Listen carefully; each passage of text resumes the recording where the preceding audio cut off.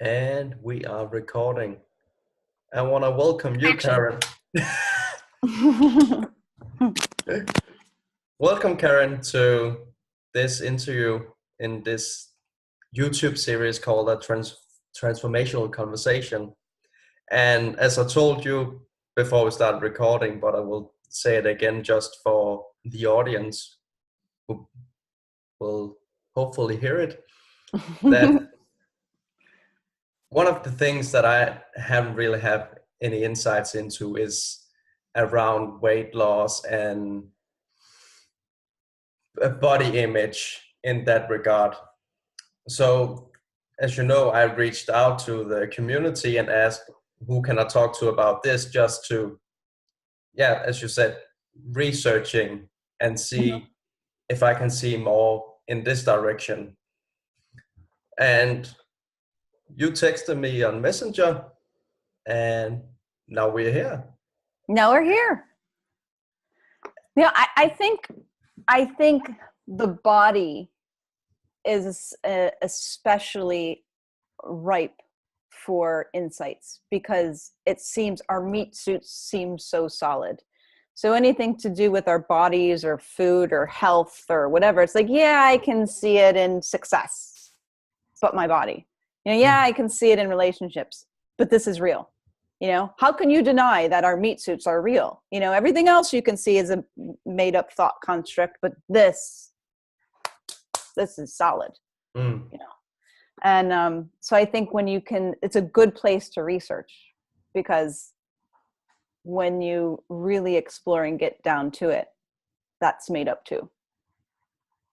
How it should be, how our bodies ought to be, how our health ought to be, how our bodies ought to look.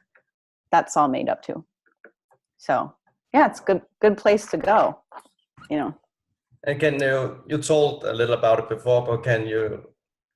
Well, I guess I can. How it evolved.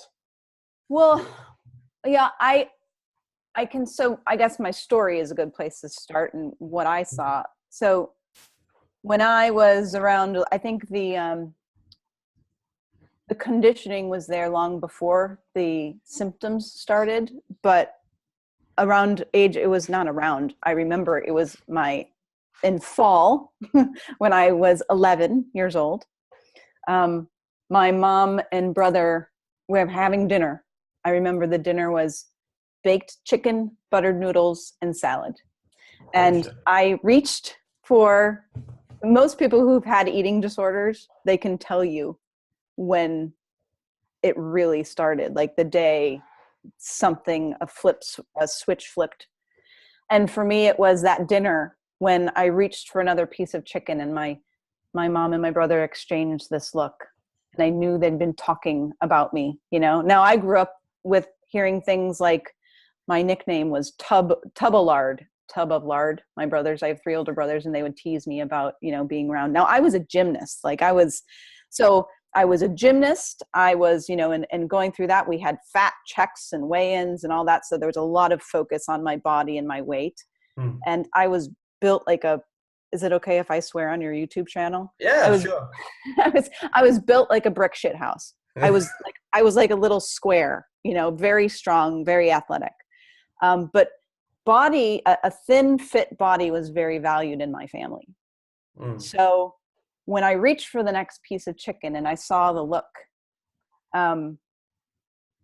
like they'd been talking about it before, my mom said, Karen, you might want to think about losing a couple pounds. You're about to go into junior high school and, this kind of thing. And my brother's like, yeah, Karen, what do you weigh? Like 110? Now I really weighed 125, but I wore it because I was very muscly. But the fact that he thought that that's what I weighed, I was like, oh, now I'm in trouble. Like, this is an emergency. My big brother thinks that I weigh anyway. So I ate the chicken anyway. And I went upstairs and I got on my jogging shoes and I started running around and around and around the yard. And after every 10 ones, I'd go upstairs and weigh myself. And then, and I'm like, wow, this really works. Like, I'm taking off weight. And I did that for about 30 days. I joined the track team. I was just like running, exercising, anything I could do. I don't want anybody to think, because obviously I won't be valued if I don't look a certain way. Mm. You know, that was the message I got. It landed, and okay, I'm going to do something about it. And that was, I was 11 years old, and that began till about the age of 35, or however old I was in 2011, when I kind of, you know, it killed me a number of times, like literally almost killed me a couple times. I was hospitalized and read every book and therapy and everything like that. But in my late 20s and 30s, I had my eating disorder under control, like an alcoholic, you know, like I had the behaviors under control. White knuckle control all day, every day. 90% of my thought system was around, what is my next meal going to be? Oh, it can't be too much. I mean, the noise in my head around food was just tremendous.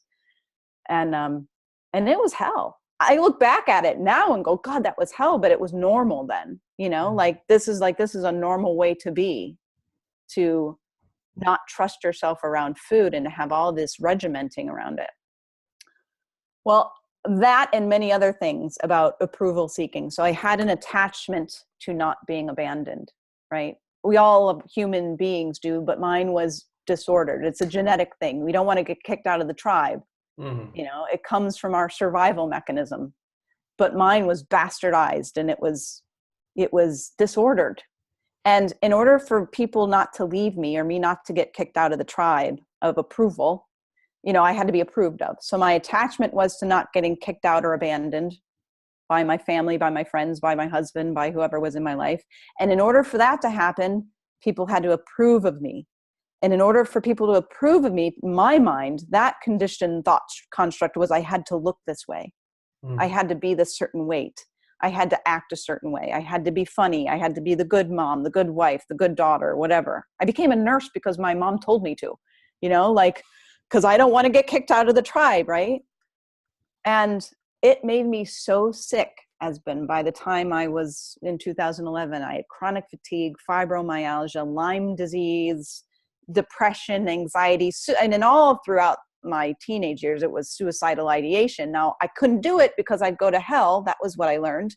But the thoughts were always there. So that was a living, you know, it was like all this stuff. And I was so tired and really literally sick, so sick and so tired and so afraid of people not liking me, that I finally, something happened. I was surrendered in a puddle of snot and tears on the floor of my master bedroom closet. And I'm like, I can't do it anymore. I can't do it anymore. And I thought actually by just surrendering, I was actually just going to die, you know, because that's how powerful. I was going to blow up like a balloon, first of all, and get fat. Nobody would like me. And, you know, but it was in that surrender, like, I'm just going to be that mom. I'm just going to be that wife. I'm just going to be that. Everyone's going to leave me. And you know what? I'm okay with that, because what a relief. I don't have to do this anymore. Mm. What a relief. And when I saw that I'm okay, even if everybody leaves me, then that unraveled the need for approval. And that unraveled everything downstream from there. And wouldn't you know it, I didn't gain or lose any weight. A natural way of eating came from that space. All my life, I'm focused on diet and exercise and food and whatever. And that's where the answer is, focus on it. But no, when you unravel the stuff upstream, then it's not about that. The eating disorder, the food issues, the body image issues quit me instead of me trying to get through them. They all just unraveled when that understanding that, oh, I'm okay even if people don't approve of me. So that's kind of where the place I teach from. Now I have a lot of scientific and biological knowledge. I know about diets and, you know, food and, you know, nutrition and that kind of stuff. And that does come into play with the people I work with. But if I see that if someone's coming to me with an eating disorder issue or a food addiction issue or something like that, if I see that they're not okay with where they're at, even if they're really overweight or have been dealing, that's okay. Let's start in the shallow end. You can't swim yet, but until you're okay being in the shallow end, then we can't learn, you know, we can't teach you how to swim yet. None of this diet stuff is important. You don't have to learn anything. It's built into the system. You know, lions don't look at an antelope and go, oh, I just had second, I just ate yesterday. Maybe I shouldn't have seconds, And the antelope doesn't wonder if the lion wouldn't approve of it, or if it would be rude to run, and raccoons don't look in the classified sections around Google, where's the best place to get food, like we are man is part of nature, not apart from nature. We have how to eat, when to eat, how much to eat, very, very sophisticated mechanisms built into the system. But we've learned to not trust it through the messaging that we were taught as a very young age, clean your plate. But I'm not hungry anymore. Clean your plate. There's people starving. Oh, okay. So if I clean my plate, then I'll save starving people. Got it. Right? I don't know. You shouldn't have seconds. You already ate too much, but I'm still hungry. I want that cookie. Oh, okay. So we keep getting messages over and over and over again that we don't know. And we're convinced that we don't know. So we start to ignore our own, our innate thing, same thing that every wild animal in nature has. We're the only ones who seem to have an obesity epidemic, except domesticated pets, because we feed them, So the key is, I guess, and I'm going to stop and let you talk for a second, but the key is not looking at diet until you can see that how you look is not the problem, until you unravel the attachment to, I have to lose weight or I won't be okay. When you can see and feel, and then I can't possibly think that I could ever be okay going through life with this cellulite. It's tragic.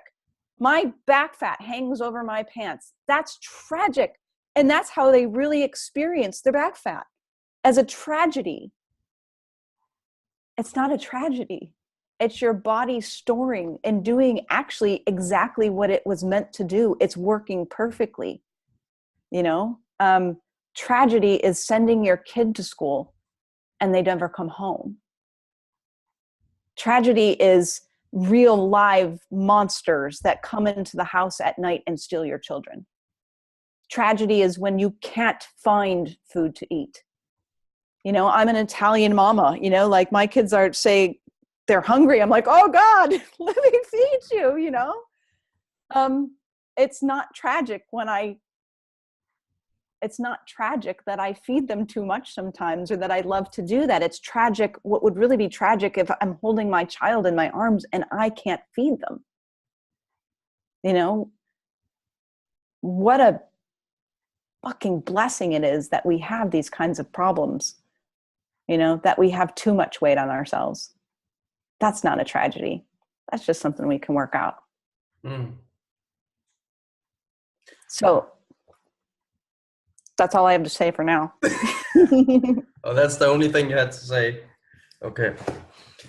So, as I understand you, you help before. The most important thing for you when you are talking to a client or you are working within the program with people is helping them be okay exactly where they are before you help them maybe lose weight. Yeah. Finding freedom in where they are, instead of finding freedom in the future where they have lost X amount of pounds. Yeah, like life can, when the number on the scale is X, then my life can begin. Yeah. No, it's your life is now. Good. I got it. My life is now. Okay. Well, then we can explore the number on the scale, but only when they see that life is now. You don't have to wait for it to begin when the number in the bank account is different or the number on the scale is different. And there is I'm going to geek out for a little bit now. Yeah. This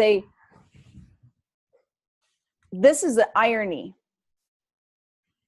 Women, I'm just going to say women because that's the majority, but men too, especially, anybody, let's just say anybody who is hypervigilant about their body. When by hypervigilant, I mean like every day, or a large part of their day and their conditioned thinking during their day is like, oh, I gotta lose weight, and everything, every time they look at food or planning the next meal or food, body, I'm fat, blah, blah, that hypervigilance about how we look and what we're eating creates a stress response. Okay. So a stress response, not like there's a couple different kinds of, this is, what I teach, but there's a couple different kinds. One is like the one that comes from the amygdala. If like there's a rat, you're walking down a pathway and there's a rattlesnake. Okay.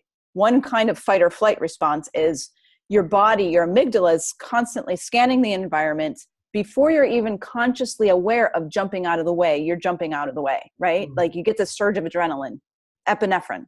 Okay. That gets you out of the way, saves your ass and whatever. But there's another kind. It's a more acute but chronic, like it's built for famine. It's built for defending ourselves against the elements. It's built for, whatever. And in our modern day, it looks like I'm in a shitty job. I'm in a crappy relationship. It's abused nowadays because, or I have fat and I'm not happy. I don't like my body. So this hypervigilance releases cortisol, different kind of stress response. Well, nuanced. I'm not going to get. Yeah. All right. I don't want to be like drinking from a fire hose. Let's just talk about cortisol. Okay. So chronic stress increases cortisol. One of cortisol's major roles is to release energy from the cells.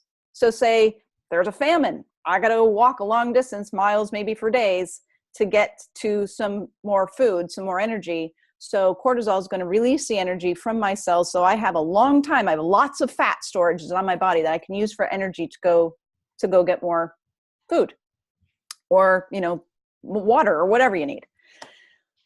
So cortisol is going to release the glucose from your cells, but we don't do that. We don't go walk for miles. When we're under chronic stress, our body thinks we have to use all this energy, but we don't. It's all of the stresses in our heads. So our blood sugar rises because we're not burning that energy. And then what happens when your blood sugar rises? Your body releases insulin to bring it down again, because a high blood sugar is like battery acid to our organs, to our tissues, whatever. Not good to have high blood sugar. So insulin released, and well, when insulin is released, so chronic stress releases cortisol. Cortisol increases blood glucose. High blood glucose releases insulin to bring it back down again. Well, what does insulin tell the body to do? Store fat. Store fat, store fat, store fat, store fat. As long as your insulin is high, your body is telling us to store glucose as fat. So bring it back to the original point. I hate my body. I have to lose weight. Oh my gosh, what am I going to eat today? Oh, I ate too much. Well, this chronic stuff that goes on through the day is like eating a meal. It's telling our body to store fat. This hypervigilance about our bodies and our diets and how much we weigh and how we look and what other people think about us and whatever is actually like we're eating all day long. It's keeping our blood glucose and our insulin high and telling our body to store fat. So your question was, does somebody have to be okay with where they are first? Yeah, pretty much. Yeah, you can force yourself. You can go on a calorie restriction, increase your movement, reduce your calories. Everybody does that. It doesn't work. You might lose a couple pounds and gain it all back and more. Everybody knows that story because you haven't fixed the messaging. You haven't fixed the cortisol, blood glucose, insulin messaging that your body's getting. You're pushing a boulder uphill. So what about all the people you see who has bulimia? Bulimia, because they are in that amount of stress that you just talked about, I guess, a lot of the time, but they are thin as hell. Oh yeah, anorexia and bulimia. Bulimia is not always. Bulimics aren't always thin. Okay. I mean, it depends. There's a whole range. Anorexia is when you just stop eating entirely, right? Or very, very little. It's kind of like OCD. I had a mixture of both kinds. If you stop eating food, your insulin level is going to come way down. you're going to burn all of your, and it's going to stay down. You're going to burn all of your fat stores. So there's nothing really for your body to release. There's no energy for your, to release. So yeah, you can get, if you stop eating, you're going to get thin. Yeah. But I'm saying and then you'll die eventually. I had that problem. But for the majority of people who have disordered eating, but not necessarily an eating disorder, most of the people that just want to lose weight, but they're hypervigilant about losing weight. And what happens to soothe our nervous system when we're really disapproving of ourselves and not accepting how we are and not accepting our bodies, we soothe ourselves by eating. There's all this, it's much too complicated to look at from a food and diet perspective. And what does this mean? And what does that mean? It's all the answers are in the quiet. All the answers are, because when you see the thought created, your thought constructs of how you ought to be, how you ought to look, and what's behind those and why and all that stuff like that, it's all just thought. Like my unraveling was all upstream with just like, forget it. I'm not doing that anymore. And then, my natural way of eating kind of just emerged from there. It wasn't anything I did. It was something that did me, once it was simplified. The answers are upstream, way, way upstream. Now, go ahead. Yeah, well, I wanted to say, ask you about what do you mean by upstream, because I guess there's a lot of people who will hear this who have no idea what you mean by upstream. Okay, yeah, thanks for asking that. That's a good question. So before you hit record, we were talking about, I'll just tell it from a medical perspective, because I can talk that way easily. Yeah. But conventional medicine is downstream. Okay, so your symptoms that have emerged, you're starting to have, conventional medicine is kind of like an algorithm, and I'm not dishing it. It's one of the tools we have to work with. When somebody has a symptom, high blood pressure, diabetes, headaches, anxiety, mood issues, whatever, we have medications for those symptoms. The symptoms are the body's warning mechanism saying something's off, something's wrong.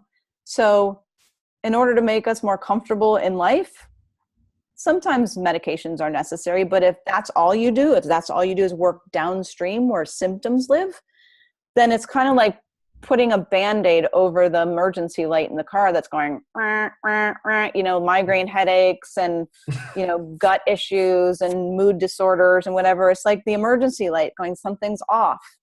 And we give medications that cover up the emergency light, but the upstream problems haven't been solved. So you can go, so downstream is where symptoms live, body image issues. So in eating food, in the food spectrum, it would be like eating issues, or somebody's really overweight, or somebody's too thin, or whatever. Those are the downstream effects of something further upstream. You can go upstream a little bit. You can try the paleo diet or a keto diet, or the 80-10-10 diet, or vegan, vegetarian, blah, blah, blah. I mean, like blood type. And there's all these diets. Changing your diet is a bit further upstream, eating a healthy diet, but that doesn't work either. Because not always, because some people can't stick to it.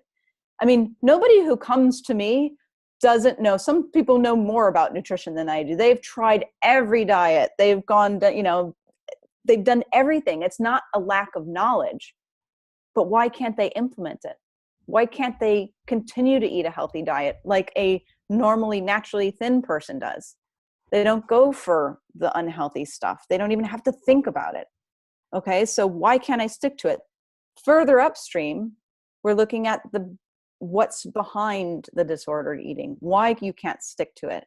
The busy mind that comes from a need for approval, or a need for my body to look a certain way, or I eat to, I'm in a bad relationship and I eat to soothe myself.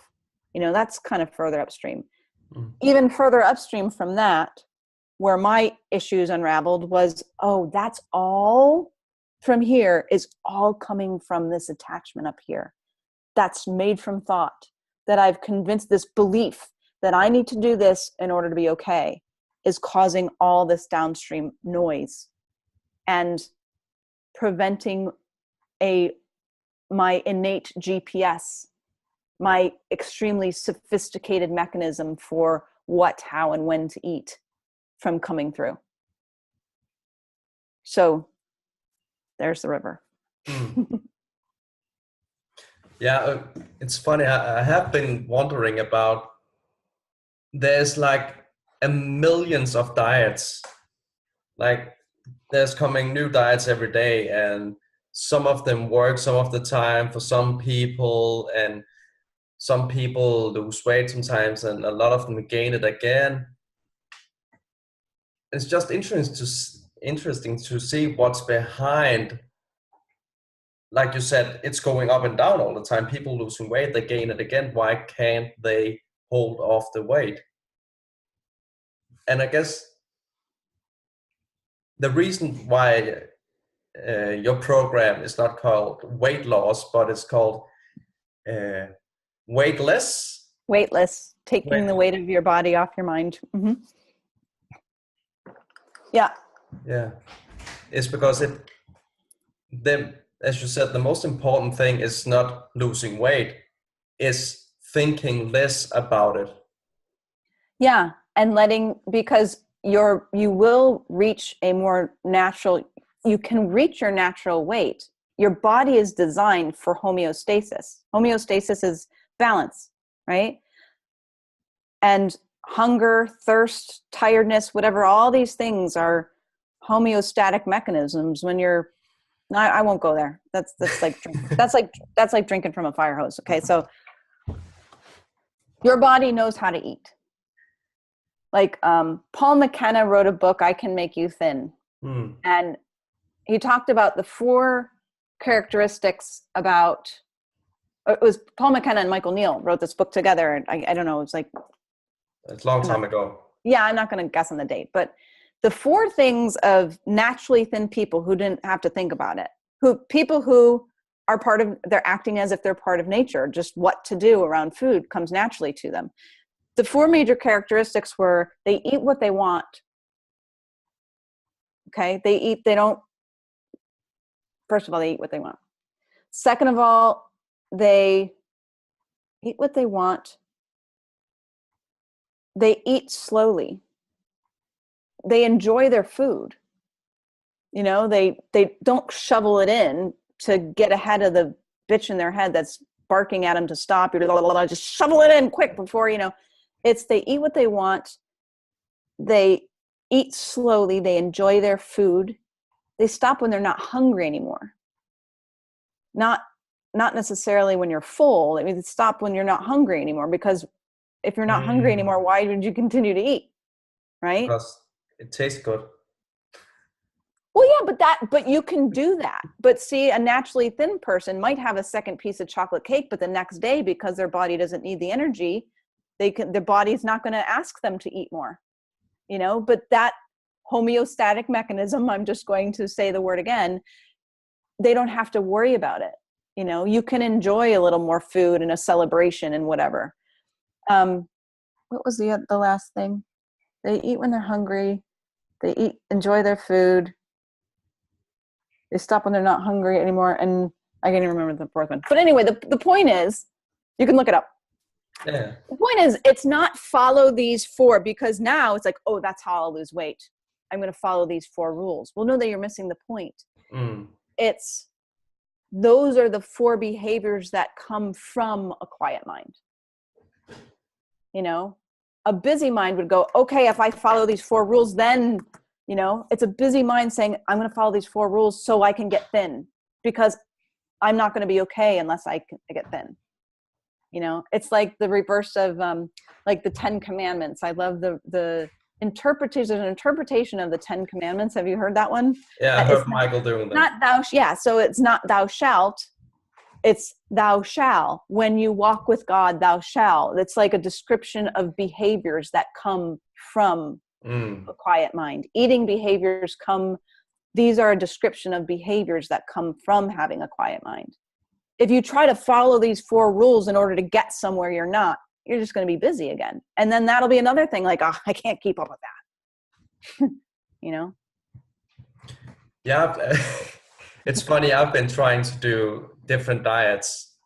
I've never been overweight or anything, but just, I don't know, for fun, trying to keep some kind of diet, trying different diets, and it has never stuck. Well, but see, that's what I love. I love what you just said, though, for fun, for experimentation, for play, Mm, because you're already okay, and that's where it's the most important to get to, is just being all right where you're at, fat, thin, whatever, being okay, because it's like, oh, okay, I can be this way for my rest of my life and be okay. Got it. Okay. Oh God, what a relief. One of the things that I ask people that I've worked with eating disorders is like, what if you can never gain or lose another pound? You're stuck where you are. mm. You'll never gain or lose another pound for the rest of your life, no matter what you do. No matter what you eat, the diet, how much exercise you do, you are where you're at. First thing is reaction is like a look of absolute terror. Like, oh, what do you mean? Just imagining that. And then the perfume of that terror is, oh my God. Because they see in a minute how much they think about it. And if you take all of that thought away, because it won't affect anything anyway, I just go about living my life. And that's where, when someone gets to that place, then it's okay, let's play. Yeah. Because we can't really know. I mean, there's a book called I love diets. I love reading about diets and researching. And I've tried now, since I've kind of had this, everything's different. It's not, I play with myself. You can say I know. Now I play. There's a diet called, I play with fasting. Yeah. I mean, I do the master cleanse, and it's just like, how long can I go? And oh my gosh, like after about 4 days, I feel like a baby. I've got all this clean energy. I think clearer. I'm sharper. I think I'm even funnier. Like 4 days after not eating, it's just like, oh my gosh, this is what it feels like to be human. But you forget. I love playing with fasting. There's a book called the 80-10-10 diet that's frugitarian. And he has very sound, interesting, common sense science in there. He says, we're eating way too much fat. We're genetically very similar to primates. Primates eat off the forest floor. They're eating mostly fruit. This is his philosophy, right? I think it's Doug Graham. And he filled a jar of marbles, and he's like, pretend these are cells in your bloodstream. And he pours in oil and coats the marbles. He's like, how is anything going to get in and out of those cells with all that oil on? I'm like, well, that kind of makes sense, and then all these wonderful testimonials of people who went frugitarian and whatever, right? So I tried that, felt great, but I lost interest, whatever. And then there's the keto thing, eat all fat, kind of the opposite of that. And there's just as many wonderful testimonials about people getting off their insulin. It was like, so the point is, Esben, who knows? But who cares? Because it's built into the system. When you quiet your mind, your body will tell you what it should eat. When you quiet your mind, it'll tell you, I don't need to eat anymore. And that can more naturally come through. But the key is working upstream first. And I guess that's why you don't need a diet. It's because we're all different. We don't all need to eat the same amount of food, the same amount of I can't do it in English, but fat and sugar and so on. But as you're saying, when we get quiet, when we get mindful, when we have less on our mind, we can feel what is needed. Like sometimes I've had all eat fest where I've eaten pizzas 3 days in a row, but I can't do it for more than 3 days. I would have to force myself to eat a fourth pizza in 4 days because it doesn't feel good. It feels like, okay, now I've eaten this way in 3 days. My body needs something more fresh some vegetables and so on. And it's funny, as you say, the body will tell you what it needs when you listen for it. Yeah, the same way it tells the lion and the antelope and the raccoon and whatever. I mean, the squirrels, they didn't have to go to Amazon and buy a book on what should squirrels eat, you know? Like, they just kind of know. They just kind of, and I mean, it's so simple, you know, it really is so simple what you should eat and how you should eat. And one of the things I teach on this course, because, you know, I like to geek out, is the sophistication of the mechanisms for that and what's behind them. And when you learn to listen to them, they'll do their job for you, and you won't get overweight, or you'll start to lose the extra weight, and you don't have to worry about it. You know, you don't have to worry about it. I love sometimes when I go into corporations and I give like food and nutrition, you know, lectures or whatever, I'll go up there at the front of the classroom. Everybody, show of hands, who knows how much water you should drink a day? And then people raise their hands, and so many ounces per pound, or a gallon, or 2 liters, or whenever you get all these answers. And where are those answers coming from? Books, gurus, the internet. Google, how much water should you drink? Do you know how sophisticated the mechanism is for thirst? How many bodily processes and hormones and neurotransmitters and things that take place in your body in order for you to feel the sensation of thirst. And we think that, you know, I used to work in an emergency room, and we get people in there who had low sodiums because they drank too much water. Because somebody told them how much water they should be drinking instead of listening to their own bodies.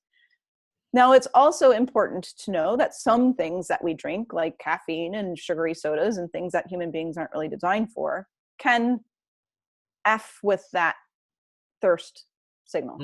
So that's good to know too, you know, but it's also, you know, eat real food, not too much, mostly plants. Eat and drink stuff as close to nature as you can. There you go. You're pretty safe, you know. There's those blue zones, you know, Blue Zones is a book, but blue zones are places in the world where an inordinate amount of people live beyond 100. So Loma Linda, California, Okinawa, Japan, Sardinia, Italy. There's these places in the world where a greater number of the population lives past 100 without chronic illness. 100. And so there's lots of research that what are they doing that's in common? Well, like in Sardinia, they're walking forever. You know, it's like ranching and farmland and whatever, and I might be getting this wrong, but they smoke cigars, they drink wine, they eat, you know, an Italian diet and whatever, but they're living beyond 100. You know, we would think a lot of the behaviors that are probably part of the culture there are like, oh my God, that's so unhealthy. Well, you know, who knows? The point is, who knows? But you will know for you. You know, loneliness kills more people than obesity. You know, there's so many factors that play in our health and inflammation and what puts weight on our bodies. It's not just food. And it's way too complicated to keep up with and we don't even need to. What to do and how to do it comes from a quiet mind, not from the bookshelves at Barnes & Noble, you know, or the latest guru. And the more and more you point somebody, and it's so simple. And the first time somebody who's been under the influence of approval and I don't know and clean your plate and 5 small meals a day and this all their lives, when they just glimpse it, what it feels like to come from that place of knowing, and you flag it, that's it. No, it can't be that simple. That's it. And that's what happened for me. But it was in retrospect. It wasn't, it was, when I say it was in retrospect, it was like, oh my gosh, like after the need for approval unraveled and all that stuff, not only did I start getting healthy and my energy came back and, you know, everything started returning and normalizing, homeostasis. But I was like, oh my gosh, I haven't binged in like 3 weeks. Like I haven't had to control it. Oh my gosh, like I'm a couple pounds lighter. And even, oh my gosh, I'm a couple pounds heavier, but I don't care. That would be like, oh, panic. you know, I'm a couple pounds heavier. Oh my gosh. But it's like, I'm okay. So. How can you stretch this out to, how long is your new program? The pilot was 8 weeks. And one of the things I got in the feedback was way too short. You know, I just had the glimpse and then it was over and I want more. I want to see more. Now somebody could go through an 8-week program 5 times over and not see something. Somebody could get what they need in the first half hour. You know, it depends. It's just, it was 8 weeks of opportunities to see. And a lot of people saw a lot of things and it was great. But with some of the feedback, I wish it was longer because I so enjoyed when we said, you know, the body is so solid and ripe for insight is because, well, it's so ripe for insight because it is so solid. So people just wanted longer, wanted more. So the next course, to answer your question, is going to be 14 weeks. Starts October 2nd. Are there still spaces on the... Yeah, I haven't even started marketing it yet. I mean, yeah. marketing for me is like dragging a wagon with square wheels through tar. Like, so yeah, by Monday, I'm going to put out the Facebook brochure or whatever and have all that stuff set up so people can sign up and get an email and, you know, all that stuff. Yeah. All that stuff I'm not really keen on doing, but is why I haven't even marketed it yet. Yeah. Well, How was that bit of research? That was great research. Does it make sense to you? Yeah, and it's, of course, you have some background from some medical things to talk about from that perspective of the medical and the biology. But as you say, when you have less on your mind, it's easier. Like everything else, when you talk to people about, the more calm and clear-minded you are and present, the better you will do in life. So as you say, it's pretty simple. The hard thing is getting eyes for it. Yeah, and not looking at the answers were never in. They were never where I was looking for all those years. It was never in the diet. It was never in the exercise. It was never in the body image correction and the affirmations and all that stuff. It was never here. It was all upstream. You know, it was all in the, oh, I don't need to be approved of to be okay. I already am. And that unraveled everything. So if somebody has a busy mind about food, it's not necessarily calming down their busy mind about food. It's like, what's giving you the busy mind further upstream? You know? And I guess, as you said, seeing that you're okay, no matter what, is so helpful for everyone, no matter what they're dealing with, what they're up against. Because most of the things we are up to in life, or a lot of the things we're up to, at least it seems like, is I don't feel good, I have to do something in order to feel better, in order to feel secure, in order to feel okay. And as you say, when that weight is off our shoulders and we see that, holy shit, I'm okay. No matter how much I weigh, no matter how much money I have, no matter how my boss is or whatever it is. Yeah. Your mind will clear a lot faster. Yeah. And even when you are in a feeling of not being okay, you know where it's coming from, you know, and it's going to pass on its own without you doing anything, you know, and it's just a feeling. It's just a sensation in the moment. And it's not always pleasant, but you can be with it, you know. Actually, it's often not pleasant. But it's when you see it, or at least the more you get insights into the thought feeling system and everything, is there's a difference between being scared and being scared of being scared. Yes. Yeah, I can give you a real life, it's even around body and food and stuff. Just for me, the noise never, it doesn't go away. Like, I could go off on down another rabbit hole about our genetic predisposition for approval and where that comes from and our survival mechanisms, whatever. I'll just tell the story. For a last end of summer hurrah, I took my daughters to the beach. So I was walking down the beach with two of them, and my daughter Lucia is about 2 inches taller than me and like wafer thin. Beautiful. Not like, she's going into modeling, you know, she's just a beautiful creature. So I'm walking down the beach with my daughter, and the noise starts. Oh my gosh, I had a good summer, right? A lot of sangria, you know, burgers and, you know, whatever, parties and things we went to, good restaurants, you know, I had a good summer. So I'm up about 10 pounds, and 99% of the time, I don't care, you know, like I feel good in myself. I'm okay. But the noise turned up on the beach. I was like, oh, hello, you're back again. What are you doing here? Go away. This hurts. I don't like comparing myself to my daughter, you know, like, and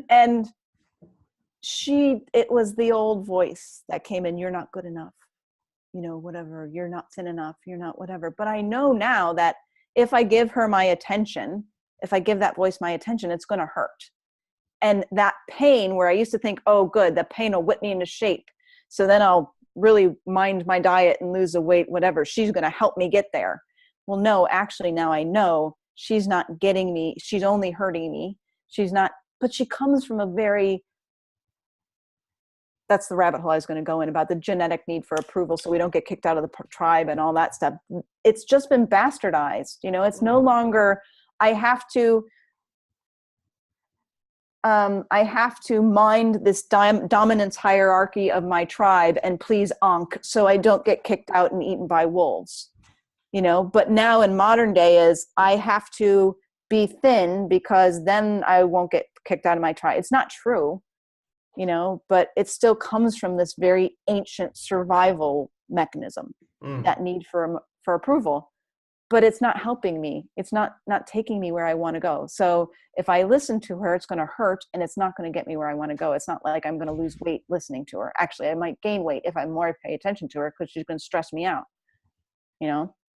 So it's just saying, oh, she's there, but that's not helping me. But thank you. I know at one time in history you did help me, but I don't need you now. The answer is here with my daughter, looking for sand crabs, walking down the beach. That's where the answer is, in that calm and quiet. And the summer weight will come off when I'm there, or it might not, and I'm okay. You know? But really what we're looking for in the weight loss, what do people want to lose weight for? And that's another thing that's good to explore with people. Like, what do you want? What are you looking for? Oh, I need to be thinner so I can be healthier. Okay, well, what will that give you? Well, whatever. And eventually everybody gets to a quiet mind, peace, you know, just feeling good in my own skin. And what will that get you? I'll just be quieter. So the thing that you're looking for in all the weight loss and the diets and everything like that is available to you right now. Just turn your attention away from the noise. It's here. It's what we're made of.